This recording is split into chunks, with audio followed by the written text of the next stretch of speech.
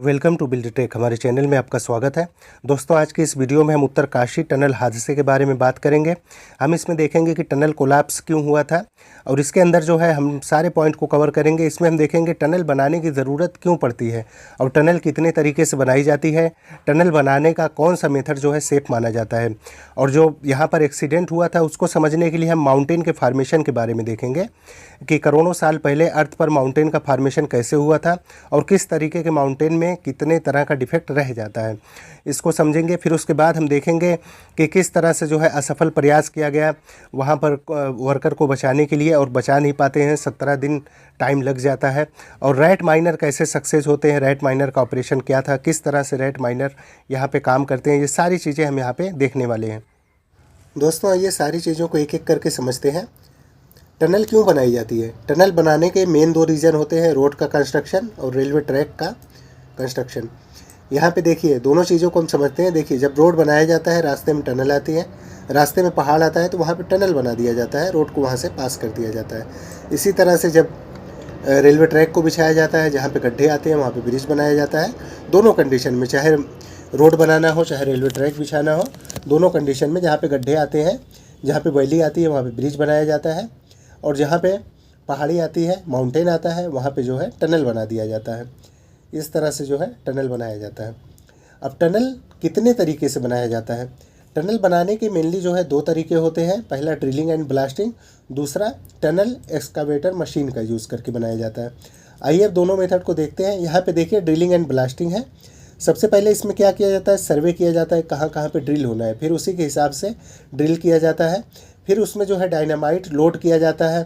फिर उसके बाद ब्लास्ट होता है। ब्लास्ट होने के बाद जो भी राख के टुकड़े निकलते हैं उसे जो है ट्रांसपोर्ट करके बाहर निकाल दिया जाता है। फिर उसके बाद जो बचे हुए राख के टुकड़े इधर उधर लटक रहे होते हैं टनल के अंदर, उसको जो है चिपिंग करके स्केलिंग करके बाहर निकाल दिया जाता है। फिर उसे जो है बोल्ट से टाइट कर दिया जाता है ताकि ऊपर का जो है टनल के ऊपर का हिस्सा जो है मजबूत हो जाए, वो नीचे की तरफ ना गिरे। फिर इसी प्रोसेस को दोहराया जाता है, बार बार इसे रिपीट किया जाता है। इस तरह से ड्रिलिंग एंड ब्लास्टिंग में टनल बनाई जाती है। यहाँ पे देखिए मशीन से जो है ड्रिलिंग का काम चल रहा है। अब आगे बढ़ते हैं तो दूसरा मेथड जो है हमारा बाय यूजिंग टनल मशीन। ये मेथड बहुत अच्छा होता है। इसमें जो है टनल के डायमीटर के साइज़ का टनल एक्सकावेटर मशीन का यूज़ किया जाता है, टनल मशीन का।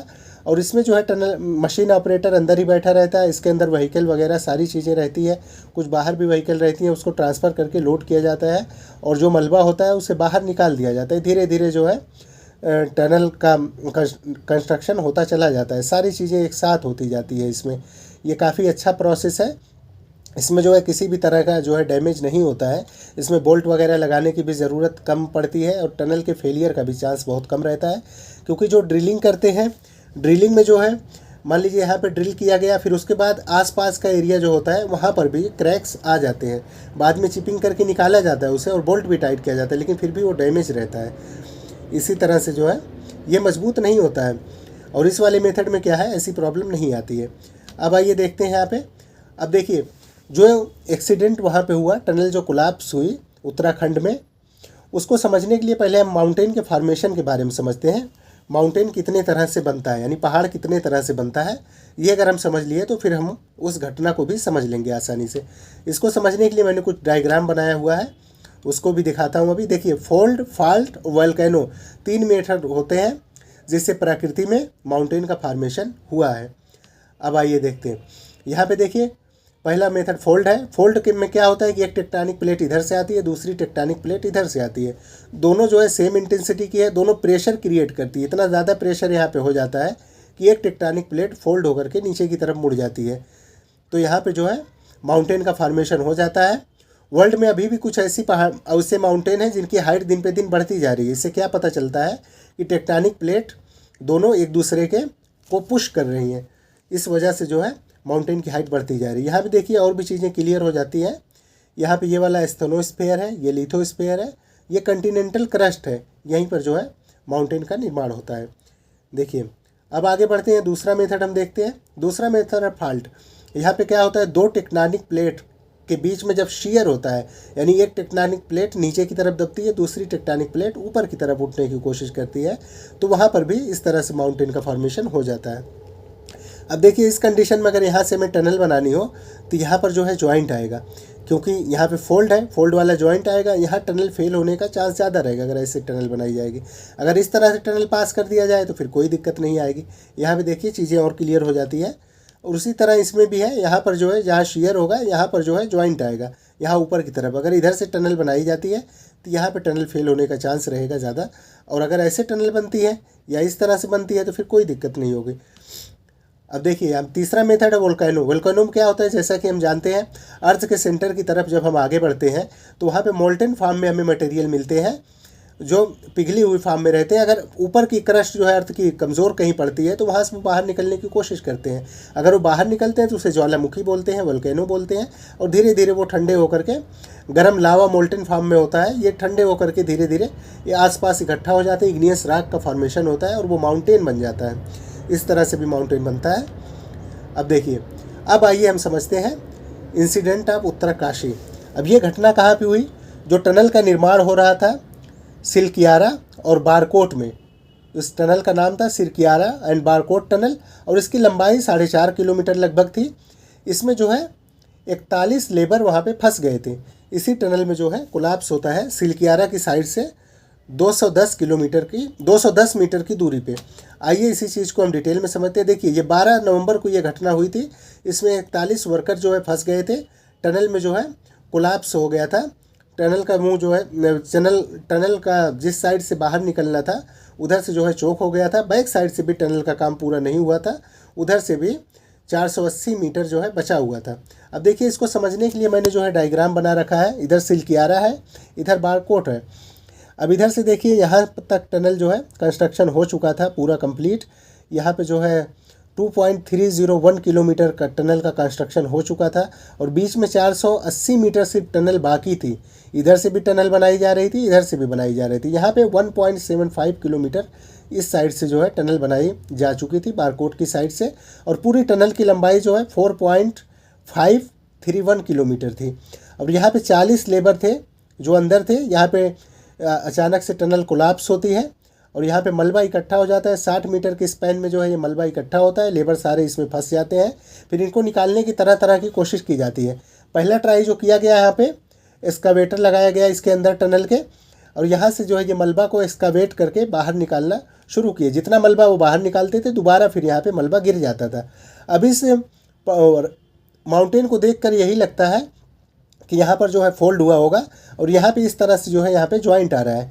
इधर से एक टेक्टोनिक प्लेट है, एक इधर से है। यहाँ पे सर्वे सही से लगता है नहीं किया गया था, जिसकी वजह से इस तरह की परेशानी झेलनी पड़ी।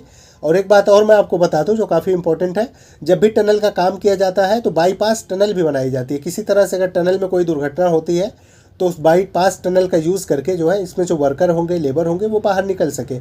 यहाँ पे इस 4.5 किलोमीटर की लंबी टनल में किसी भी तरह का एक भी बाईपास टनल नहीं बनाया गया था। ये भी काफ़ी बड़ी गलती है। अब आइए इस चीज़ को आगे देखते हैं। पहला ट्राई तो ये किया गया, एक्सकावेशन किया गया जो सक्सेस नहीं हुआ। फिर उसके बाद क्या किया गया, यहाँ पे जो एक्सपर्ट थे उन्होंने सुझाव दिया कि यहाँ पर जो है ड्रिल करके होल कर दिया जाए। 900 से 800 mm डाया का होल कर दिया जाए। फिर उसमें जो है पाइप लगा दिया जाएगा ताकि जो है यहाँ पे जो है राख गिरे तो उस पाइप के अंदर ना जाए, ताकि जो लेबर को निकलने के लिए रास्ता मिल सके। तो वही टेक्निक लगाई गई। यहाँ पे जो है ड्रिलिंग का काम शुरू हुआ। फिर ये ड्रिलिंग मशीन यहाँ पे एक हद तक जा करके रुक गई, नहीं चल पा रही थी। फिर इससे बड़ी ड्रिलिंग मशीन मंगाया गया। फिर उसके बाद जो है ड्रिलिंग का काम कंटिन्यू किया गया।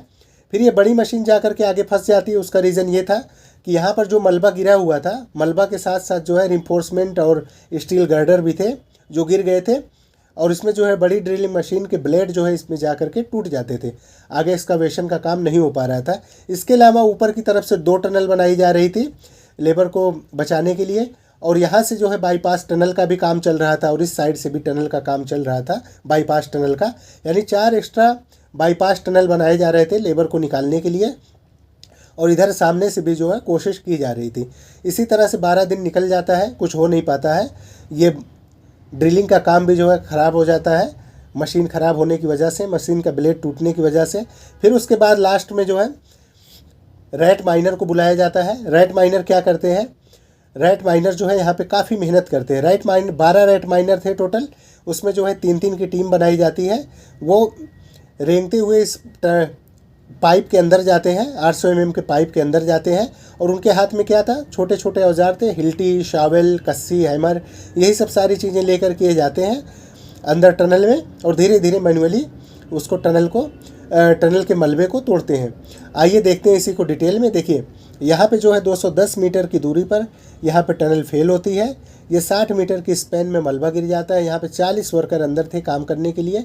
इसमें एक पतला पाइप ऑलरेडी पहले से लगा हुआ होता है, जिससे इनको वर्कर को खाना वाना पहुँच जाता था, खाना पानी जो है। अब इस साइड से भी जो है बाईपास टनल बनाने की कोशिश की जा रही थी। यहाँ पे 480 मीटर जो है टनल का काम बाकी था और इधर से जो है 1.75 किलोमीटर जो है टनल का काम कंप्लीट हो गया था। बारकोट की साइड से, सिलक्यारा की साइड से 2.3 किलोमीटर टनल का काम कंप्लीट हो गया था। इस तरह से था, सिर्फ ये गिर करके सारा काम ख़राब कर दिया। यहाँ पे सॉफ्ट रॉक थी जो गिर जाती है यहाँ पे, या तो कोई जॉइंट था फॉल्ट या फोल्ड का जो भी था। अभी हमने जो है माउंटेन में समझा, इस तरह से था। अब यहाँ पे देखिए जो रेट माइनर होते हैं उनकी जो है 3 टीम बनाई जाती है। हर टीम में 3-3 वर्कर होते हैं। अब यहाँ पे 3 लोग अंदर जाते हैं। एक जो है एक्सकवेशन करते हैं हिल्टी से, और उसके बाद दूसरा यहाँ पे इकट्ठा करता है, तीसरा उसको जो है एस्केलेटर पे यहाँ पे लाता है, स्ट्रेचर पे, और फिर वहाँ से जो है स्ट्रेचर बाहर की तरफ निकल आता है। बाहर वाली टीम जो है उसे खींच लेती है। इस तरह से अल्टरनेट करके 3-3 लोग अंदर जाते हैं, एक्सकवेशन का काम करते हैं। 17वें दिन एक्सकवेशन का काम कंप्लीट होता है और ये पाइप जो है लोहे का पाइप, इसे अंदर कर दिया जाता है ताकि मलबा फिर दोबारा इस रास्ते में ना गिरे, मलबा बंद ना हो।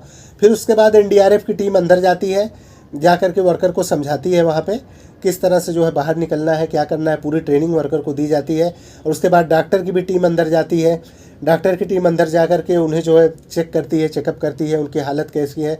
उनके लिए एक स्पेशल तरह का जो है डाइट भी तैयार किया जाता है उन्हें जो है, ताकि वो इतने दिनों से खाना पानी जो उनका बराबर नहीं हुआ था, उनकी जो है उनका खाना पानी बराबर नहीं हुआ था इतने दिनों से, उनकी इंटेस्टाइन में कोई प्रॉब्लम ना आ जाए, इस वजह से जो स्पेशल डाइट जो है लिक्विड टाइप का डाइट जैसे दलिया वगैरह जो है तैयार किया गया था सारे वर्कर के लिए। और वहीं पर पास में ही टनल के साइड में ही मेडिकल कैंप का जो है अरेंज किया गया था ताकि उनका जो है ट्रीटमेंट हो सके। बाद में उनको जो है डिस्ट्रिक्ट हॉस्पिटल में ट्रांसफ़र किया गया। फिर जाके एक एक करके सारे लेबर को इस तरह से निकाल दिया जाता है स्ट्रेचर की हेल्प से। इस तरह से सारे लोग बचा लिए जाते हैं। पूरे 41 लोग जो है यहाँ पे बचा लिए जाते हैं।